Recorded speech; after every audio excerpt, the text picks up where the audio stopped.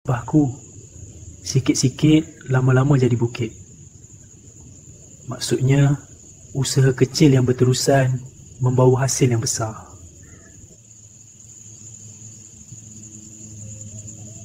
Dapat mimpi, Ibu masa umpasan magnasi sama jadi bubur. Maksudnya, perkara sudah berlaku, tak boleh diubahi.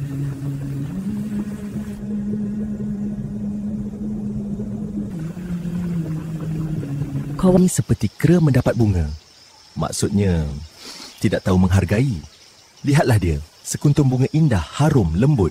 Dia belek sebentar, lalu buang begitu sahaja. Dan dunia pun tertawa. Hari ini kan bagai menatang minyak yang penuh. Seumpama menjaga sesuatu dengan seluruh jiwa dan raga. Setitik pun tak boleh tumpah. Begitulah kasih seorang ibu mengangkat, memeluk dan menjaga dengan penuh kasih sayang tanpa syarat. Liwan. Menang jadi arang, kalah jadi abu. Maksudnya, pertelingkahan merugikan kedua-dua pihak.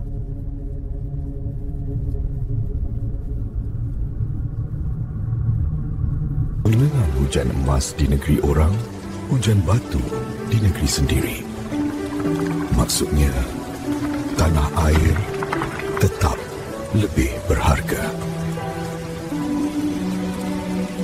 Pembetung. Bulat air kerana pembetung. Bulat manusia kerana muafakat. Maksudnya, persefahaman menjadikan kekuatan. Alang-alang menyeluk pekasam, biar sampai ke pangkal lengan. Maksudnya, bila sudah mula, buatlah sampai habis-habisan.